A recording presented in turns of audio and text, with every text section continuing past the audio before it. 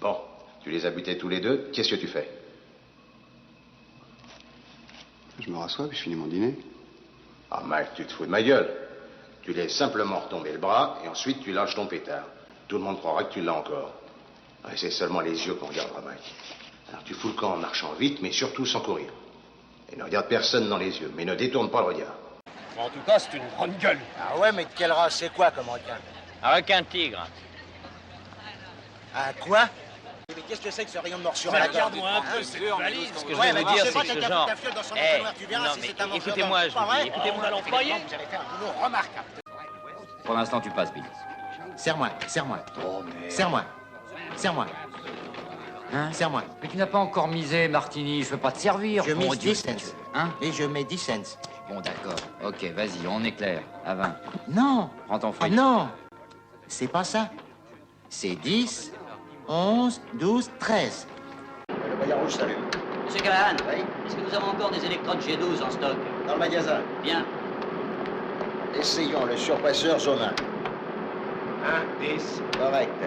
Maintenant le générateur principal. Rien sur le cadran. Alors essaye le générateur auxiliaire. Tu as plus d'un tour dans ton sac, vieux renard, et il y a mille et une façons de voler un poulet. Psychologie. Pourquoi se contenter d'un seul si on peut en avoir plus, n'est-ce pas? Je cite, pour agir sur les masses, il faut s'attaquer aux moins intelligents. Fin de citation. Envoyez un message radio, demandez une ambulance. Je ne veux pas que le convoi soit retardé. Elle respire difficilement, mon commandant. Ben, nous allons faire un massage des pectoraux et si c'est insuffisant, du bouche à bouche. À vos ordres. Sergent, je ne laisserai pas faire à mes hommes ce que je sais faire moi-même. Oui, mais mon commandant... Occupez-vous de l'ambulance. Dites, c'est formidable ce genre de lutte. Je n'avais jamais vu ça avant. Ah, j'ai appris en faisant un voyage. Un grand voyage très très loin. Vous vouloir essayer, ya? Oh, ya, oui, pardon.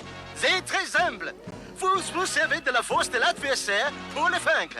Plus l'adversaire il est fort, mieux ça marche. On nous a dit que le docteur Aldous Smith était dans la région. Dr. Smith? Oh si, je le connais bien. Il est passé par ici ce matin, en direction du nord. Vous le rattraperez facilement. Bon, on y va. Seigneur, la petite addition. Je m'en occupe. Ok.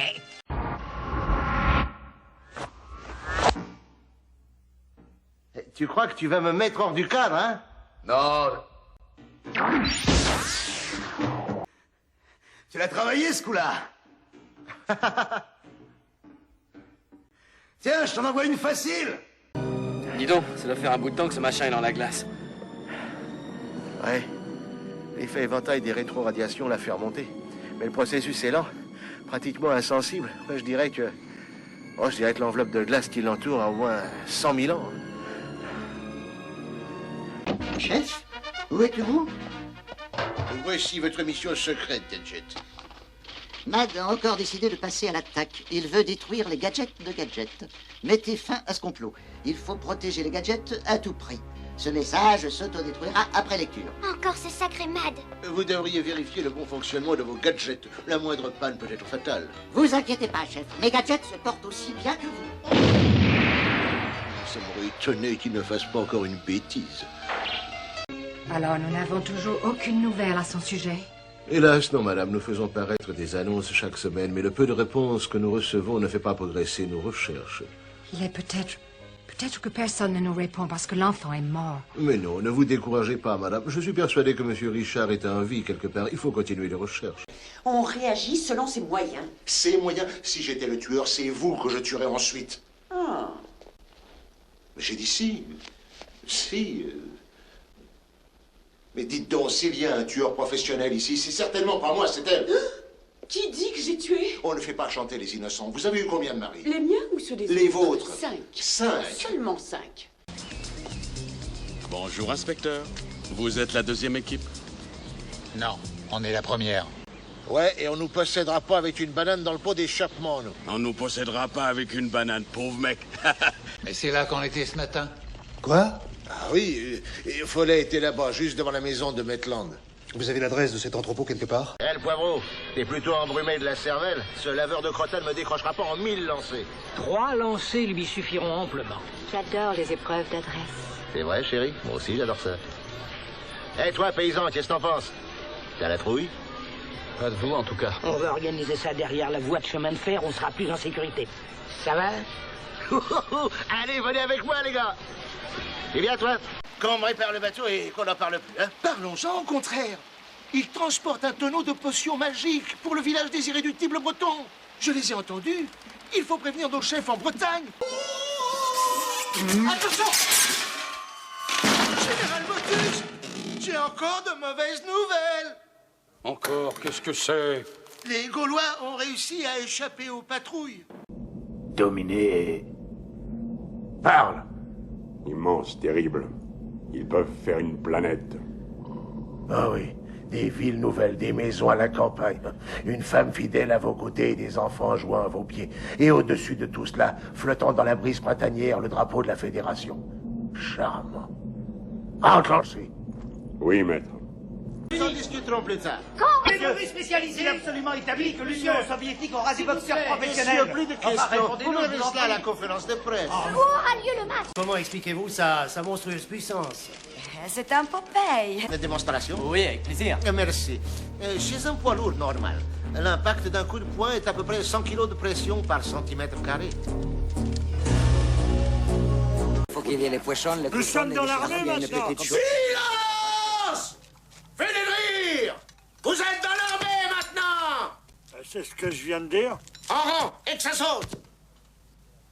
On va commencer l'exercice. Tu veux que je sois aimable avec lui, Astérix? Pas encore, Obélix. Silence! What he says? Qu'est-ce que tu dis? What he says? Qu'est-ce que tu dis? J'y crois. Monsieur, ce n'est pas parce que vous êtes le capitaine du gouverneur Pissarro que vous pouvez vous permettre de me parler sur ce ton. Ceci est parfaitement intolérable. Et pourtant, commandant, il faudra bien que vous lui rendiez des comptes un jour ou l'autre au gouverneur Pissarro. Va te rester en place 2 secondes, toi. Ça suffit. Je suis commandant de ce navire, seul maître à bord, et tout capitaine d'armée que vous êtes, vous devez vous soumettre à mon autorité. C'était toi aussi? Oh, t'étais super là-dedans. Oh, oui. Sam, qu'est-ce qui t'amène par ici? Tu travailles toujours pour le gouvernement? Oui, bien sûr, au BFL, le Bureau fédéral des légumes. Le Bureau fédéral des légumes? Qu'est-ce que tu y fais? On a eu un rapport sur les activités tomatières de ce secteur. Vous n'en auriez pas entendu parler? Des tomates? Papa! Il me jette des fruits et des légumes encore. Continue à chanter. Peut-être qu'ils enverront une tarte pour le dessert. Je croyais que tout irait mieux quand on serait arrivé en Amérique. En Russie, mes violons étaient célèbres. Et au moins, nous n'avions jamais faim. Peut-être que Tania devrait encore chanter. Ce que tu es drôle.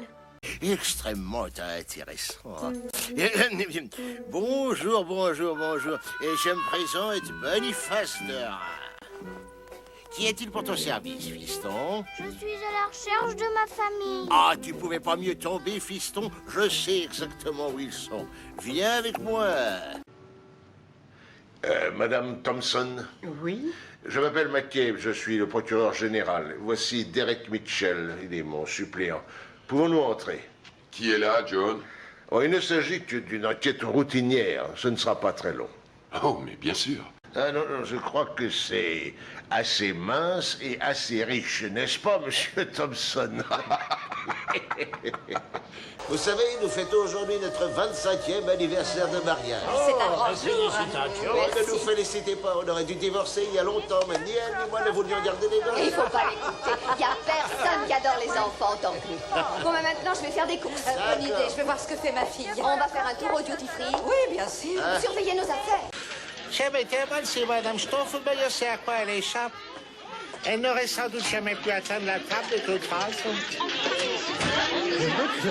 Je suis encore en train de manger. Regarde là. Oui, un verre, oui, c'est ce que je voulais dire. Dites-moi, Clink, combien exactement avez-vous invité des personnes à votre réunion? Si on compte Madame Stoffelmeyer, ça fait 10 tout juste. Alors comment se fait-il que j'en vois ici 10 de toute manière? C'est assez beau, c'est juste. Fraulein Schmidt. Pourrais-je vous inviter à dîner un soir? Oh, est-ce que mon adresse vous intéresse? Non, c'est pas la peine, j'ai déjà l'adresse de tout le monde. Salut, grand chef. Tiens, on dirait que Brutus a une petite visite. Maman, tu as trouvé de la place pour ranger tes affaires? Ne t'en fais pas pour moi. Je vais te laisser maintenant. J'ai beaucoup de choses à faire encore. Je te retrouverai tout à l'heure. Je suis heureuse de voir que Brutus a autant d'amis. Cet homme est blessé, monsieur. Et il est tout seul. Et il est épuisé. Et il ne voit personne ici lever le petit doigt pour lui. Et vous voudriez me faire croire à moi qu'il s'inquiète de savoir ce qui pourrait lui arriver si jamais il devait sortir de là en vie? Réveillez-vous et sortez la tête de votre poubelle. Vous avez l'air fatigué, sergent. Je crois que vous avez besoin de sommeil. Vous devriez rentrer chez vous maintenant. Ça, pas de question. Voilà. Alors, qu'est-ce que tu peux me dire? Il est mort. T'as fallu un ordinateur pour trouver ça? Non, non, tu me comprends mal. D'après le ministère de la Défense, ce mec est mort depuis 2 ans. 2 ans? Oui.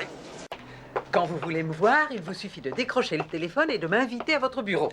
Oh, mais du calme, je n'ai envoyé Floyd que parce que vous ne conduisez pas. Ce que je comprendrais si vous viviez à New York, où circulation est synonyme d'embouteillage. Mais à Kabotkov, pour que ce genre de choses arrive, il faudrait qu'une vache vèle au milieu de l'avenue principale. Tout cela a-t-il quelque chose à voir avec le meurtre de Myriam Harwood? Et comment diable savez-vous qu'elle est morte? Ça y est, ils sont partis, comme je vous l'avais dit. Je n'en doutais pas. Vous autres devins avez de grands pouvoirs. Alors on l'embarque? Mais vous m'aviez promis de me laisser libre. Non, non. Allons d'abord au village gaulois pour vérifier tes dires. Je l'aurais parié. Je sais. Alors, pas de blague. J'ai compris. Tout ce que j'ai à faire, c'est de retrouver ce machin chose-là. Comment il s'appelle? Petit. Ah oui, c'est ça, le petit. Et qu'est-ce que je dois faire déjà? Espèce de crétin dégénéré. Tu dois essayer de t'en faire un ami. Ah ouais, d'accord. Ça, c'est de la laitue putréfiée, on dirait. Et sûrement une salade composée avec un truc du genre... Ah, c'est affligeant, dans ce dernier geste d'un homme désespéré. Ah, peut-être que Noreen était avec lui, peut-être qu'elle a mangé un gros hamburger avec des frites, et peut-être que M. Goodman était là aussi, qu'il a pris une tarte aux pommes.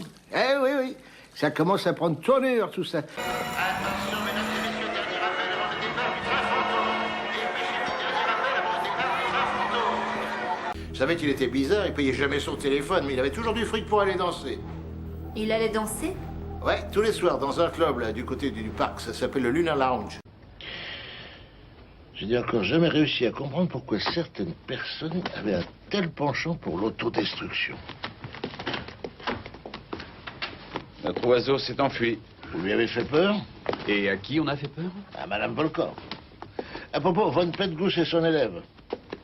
Alors, demain matin, tout le monde à la villa. Non, il faut que je passe d'abord au labo. Non, non, non, toi, tu nous accompagnes aussi. J'ai bien entendu, là? T'es un greffier, t'essaies de sauver un chien. Oui, je sais, c'est un crime contre nature. Au début, je le trouvais casse-pattes. Il est apparu comme une verrue qu'on a envie de se faire enlever. Excuse-moi de te dire ça, le gros moustachu, mais j'ai un peu de mal à te suivre. Laisse tomber, tu peux pas comprendre. Mais j'ai une réputation à entretenir. Pas question de me laisser barrer la route par des susceptibilités.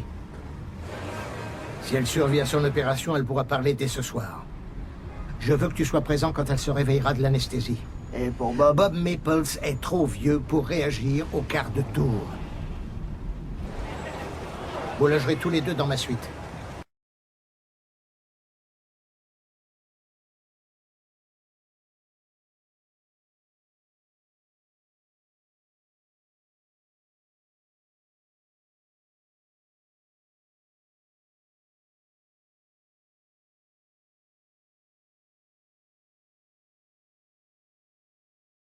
Il faut absolument que les Alliés changent leur plan. Ami Cole, ne pensez-vous pas que par le biais de l'intelligence service, vous puissiez les influencer? Mon ami, tout ce que je peux faire, c'est donner des renseignements. Et j'en donne, croyez-moi. Mais tout ça dépend d'un grand plan tactique. Ne pas gaspiller de carburant pour arriver au Rhin au plus vite, avant que Hitler ait regroupé ses troupes. Je ne vois qu'une solution.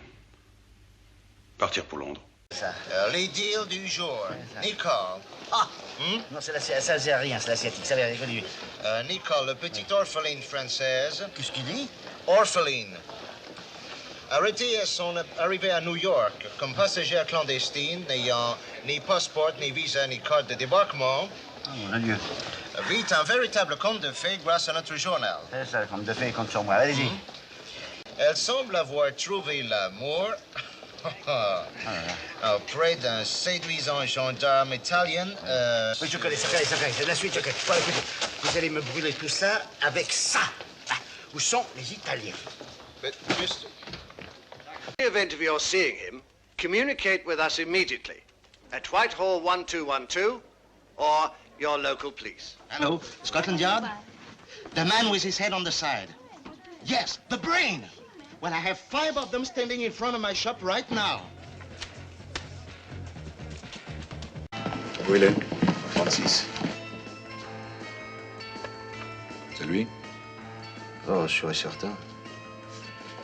Il a même refusé sa monnaie pour monter plus vite dans l'ascenseur. Mais la fille, tu la connais? C'est Simone, une habituée, quoi. Sonne la chambre. Vas-y. Demande-leur s'ils veulent boire quelque chose.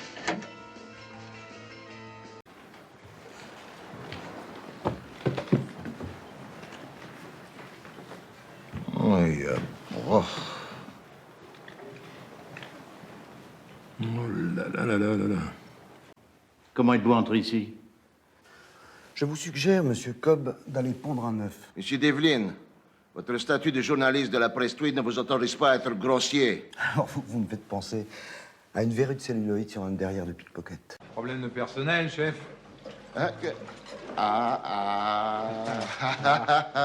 Burma. Ravi de te revoir en dépit des circonstances. Hein. C'est à cause du vieux, t'es ici? Ah, oui, je vois. C'est la patronne qui t'a fait venir? Patronne? Bah oui, Madame Nasty. Quoi, c'est pas elle qui t'a demandé de venir? Ah bah ça, alors... Non mais regarde-moi ça. De l'air, toi. Vire, que je te montre un petit peu comment on passe une mousse au tamis. Oh, c'est pas vrai. Non mais regarde-moi ça. Célèbre Morino Barland Circus a l'honneur de vous présenter un numéro unique au monde. Merci. Cette chose dans ma main est un véritable pistolet. La balle qui va en sortir aura une vitesse de 385 mètres secondes.